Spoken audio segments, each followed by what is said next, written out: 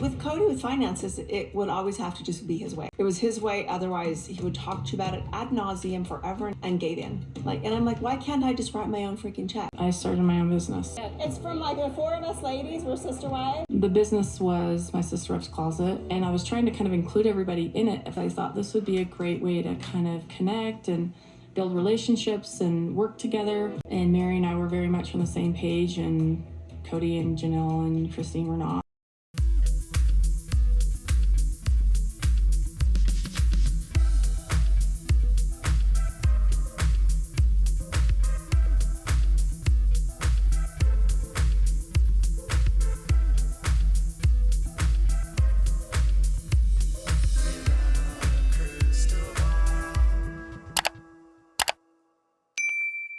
Hey friends, it's Katie from Without a Crystal Ball. Welcome back to my channel. It's Tuesday, January 21st, 2025.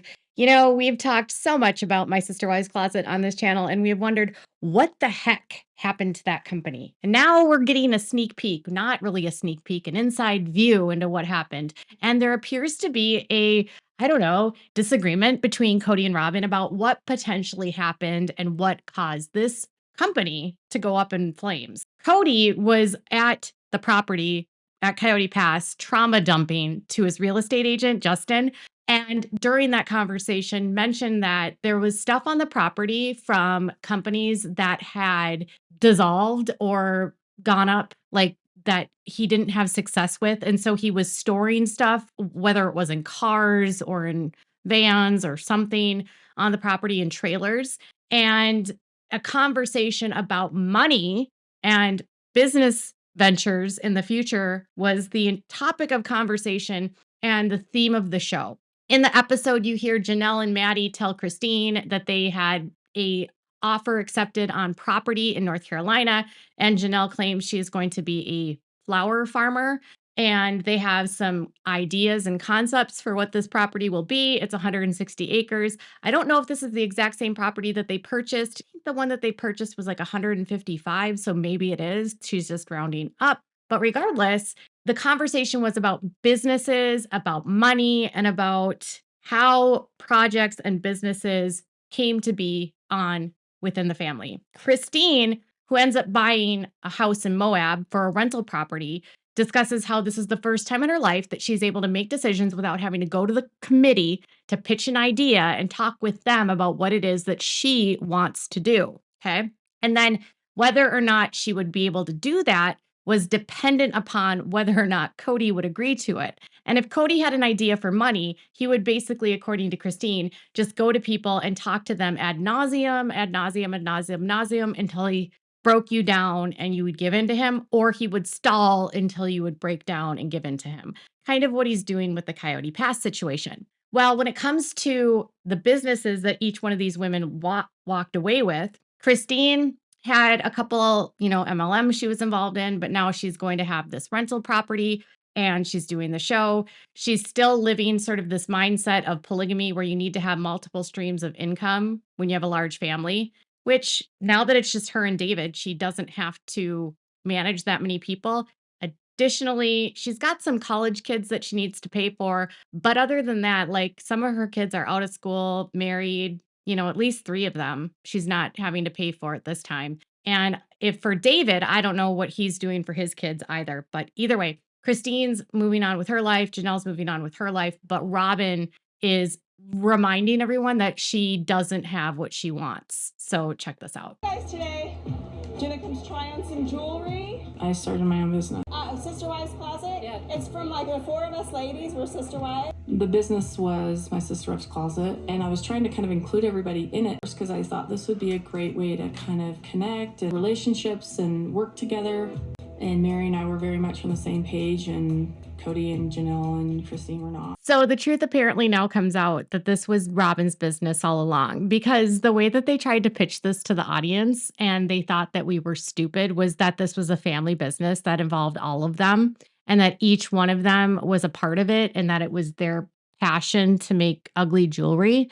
And yet Robyn was the only one that was actually designing jewelry, or Kody when he worked with that person that one time to make necklaces for the wives. And the necklaces he made, Christine didn't like hers. Robyn got a phoenix, because she's such a glorious woman coming out of the ashes. Mary was treated like a dog and got a heart with the word loyalty on it. But instead of using loyalty, he did the Fidelis. And then Janelle got a tree of life. Yeah. So anyway, but they tried to pitch it and pretend to the public that everyone was on board. But then you watch the show and it's very obviously her business, but they don't say it's her business. In fact, they say it's the opposite of that. A lot of the fights about My Sister Wives Closet had to do with money. They would do these shows, they would go to these shows, and no one would buy their jewelry. They would go to trade shows and there would be feedback that people didn't want to support polygamists. People didn't like the connotation of sister wives. They were trying to normalize the word of sister wives. And some people, for that reason and that reason alone, refused to buy products from them. The price point of the jewelry was extremely expensive for sterling silver, and it wasn't that well made. She tried to bring everyone into this, but then would have temper tantrums and hissy fits when she didn't get her way about it. And she had fights with every one of the women. And I can't blame them for not wanting to work on it. It was not making them any money. They couldn't live and sustain their lives putting all their time and energy into something that wasn't going to help them pay their bills. When it came to My Sister Wives Closet, we just couldn't get on the same page. It's just like, show me the money. And I wasn't supportive enough. I'm embarrassed about it. She was really the head of it, but we were all equal owners of it. I'm telling you, man, polygamy, plural marriage is not going to work if the husband's not at the head of the situation. Because the last thing you're going to do is get wife to sit there and listen to another wife trying to be her boss. So it's interesting, right? Because Robyn says My Sister Wives Closet was her business, and Kody reminds Robyn that it wasn't her business without saying it, because he says, yes, she was technically the head of it, but on paper, we were all equal owners. And that's true even to this day. Like My Sister Wives Closet, if you were to go look at the documents that they filed when they made this a business, it 100% shows all of them as members with all having equal share membership. So as much as Robyn says it's her business, it's not, because technically speaking, they were all members and owners of the company. And even if it failed, it's not her business to fail. It's all of their businesses to fail. But she claims that as her own. And so Kody says, well, plural marriage or polygamy is never going to work if the man isn't the head of the family and the other wives have to react to or be led by another one of the wives. Now, this was something that did happen in therapy, where Robyn was saying that she wanted Kody to be the leader of the business. And Kody said that he felt stymied. Kody then said that Robyn was the CFO, but then that made Janelle mad because she's like, well, what am I doing then? Because that's all I've been doing is the numbers. And Janelle had to have hard conversations with them about what they were making in profit when they were trying to sell these, and traveling, and the amount of time they were spending on these ventures when they were going to these different shows. And the numbers, the dollars and cents just were not there. And Kody, Janelle, and Christine were looking at this from that perspective, saying like, this does not work because we don't make money. Now, eventually they had some limited success, but they never were able to really launch it. It never really made them enough money for all of them to sustain an income off of. And if that's the issue and it's not sustainable, she's blaming everyone else, but who's putting the price point at X dollar for this jewelry? Who's designing the jewelry that no one wants? Robyn, right? Who's working with distributors that are charging a lot of money for the jewelry to be made? Robyn. So her lack of design capabilities, understanding the market and what the market had interest in, and just believing that because they were famous and they had a show that would make people want to buy the jewelry that she was making for personal friends and family, it didn't translate. The failure of Sister Wives Closet is 100% on Robyn. It's not on anyone else, if we're going to be honest. I've gone ahead and roughed up the basic numbers. The most successful business I started was something I do on my own. It's just an income source for me. Once in a while, Kody would say, well, we all are a family and we all got here together and we should all probably share that. And I'm like, Dave, no. Listen, we put the money where we could, when we could, and we funded all these things. We did it together. Janelle left and she took that with her and she took the profits with her. How I viewed this very odd addition to this conversation in this episode, which was very weird the way that this was all placed, because the conversation about my sister wives closet really just ended there. There wasn't much more. It was Robyn blaming everyone for not being on board with her, and then Kody saying that he's embarrassed and there was no money in it, and then also basically blaming the demise of the business on Robyn because she was in charge and no one wanted to be led by her because they don't want her to be their boss. But also at the same time, when he says that, is sort of for like putting a umbrella over polygamy and saying polygamy does not work if the man's not the head. And so if the women believe that they have to bow down to or listen to or be led by another wife, it's never going to work, implying that the family fell apart because the wives felt like they were being led by Robyn and they had to obey what Robyn wanted, which was kind of, if you remember at the end, how things appeared. When they would discuss the COVID rules, they would be talking to Robyn about the rules, and then Kody would get mad and say, she's not the head of this family, I'm the head of this family. But yet it was very obvious to everyone that she was the one that had created these rules. But then Robyn would say, no, no, no, no, no, Kody made those rules. I'm just following his rules. Kody can't be led by anyone. It's not me. And then when you hear what the kids would say and what their kids' were experience with Robyn was, it was very much like Robyn was trying to pull rank and be like, I'm the head. I'm the top wife and you need to listen to me. And when people didn't listen to her and do what she wanted them to do, she would then have a hissy fit and try to control the situation by controlling relationships, right? So the family split really did end at the point in time, at least the way the family describes. And obviously, we don't know if this is the truth because they seem to lie about a lot. But the way the kids describe it was that fight with those text messages about Christmas is Robyn saying, we don't want to spend Christmas with you. We have zero interest in spending Christmas with you. And we're just going to not be a part of your celebrations anymore moving forward. We don't feel emotionally safe. You screwed up our lives. The way that our lives have gone, it's all of your fault. And we're done.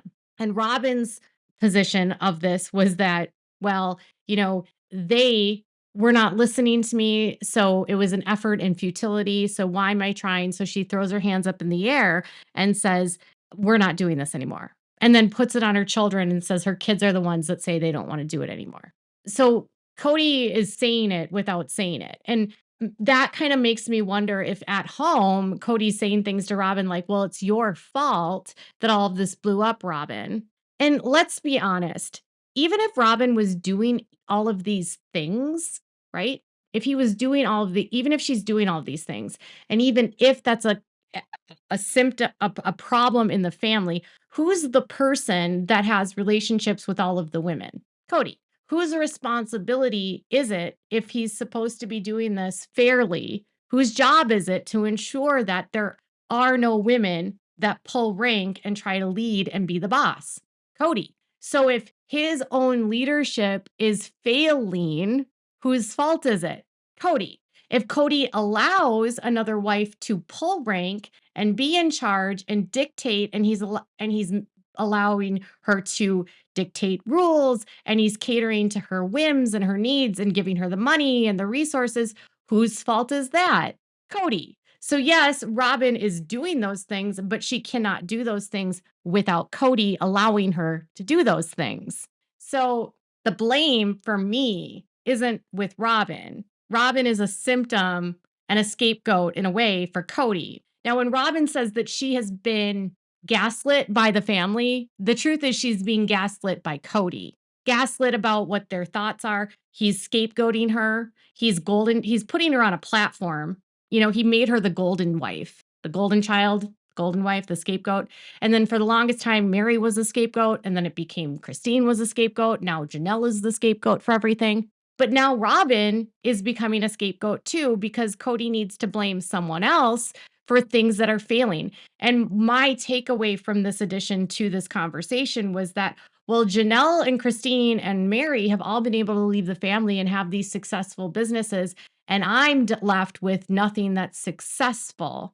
And it's all their fault. And it's Robyn's fault. It's not my fault. Now, on the flip side, if Kody wasn't helping with my sister wives closet, and if he wasn't giving her the money, and he didn't bring in designers and didn't have better distributors, whose fault is that if it's all equal shares? Kody's. If Kody's not helping her with the sales and helping her with the marketing, it could be Kody's fault too. So yes, Robyn's the failure, but it's, I've gone back and forth on why did my sister wives closet fail? It's everyone's kind of pointing fingers at each other. But if it was Robyn's baby and the others were just brought on because they had to, which is kind of how it felt like on the show, of course they're going to walk away, especially when they see there's no money. And of course, when the family breaks up, Kody's going to blame Robyn because she's the one that was in charge. He did this with Mary. He said that she was pulling rank and she was the top wife and she was, everyone had to bow down to her. But at the end, it appeared that everyone had to bow down to Robyn. So whose fault is it? Those are my questions. What are your thoughts about this? Let me know in the comments below. Make sure to give this video a thumbs up. Make sure to subscribe to my channel if you haven't subscribed. Please make sure to click the bell so you never miss a video. And just so you know, subscriptions on YouTube are free. If you are like from the world of TikTok where you have to pay to subscribe, that's not how it works here on YouTube. So you can just click subscribe. It's free. And thank you so much for watching. Bye, guys.